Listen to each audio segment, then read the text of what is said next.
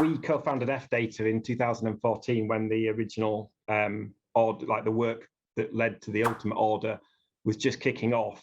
So in a way, it feels like it's been a very long time coming, and it was always kind of inevitable for us because sweeping in particular was just the obvious use case.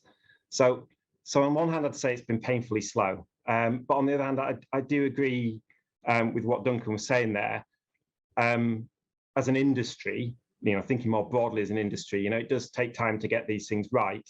And even if you look at things like the user journeys, what will kill this off is if every bank has a different user experience. And we had to kind of almost prove that the hard way with the original, even just account aggregation.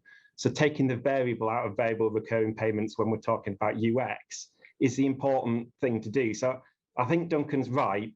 As much as we would love it to go a lot faster, as an industry, we've got to be a bit responsible and go at the pace that works. And I think all credit to OBIE for probably getting that balance right, because it's pretty tough with all of us having a different opinion. I think to me, it's always seemed clear that the sweeping should have been part of the original intent of the mandate that this was all for, and obviously that's kind of where we've arrived. So I'm in agreement with that.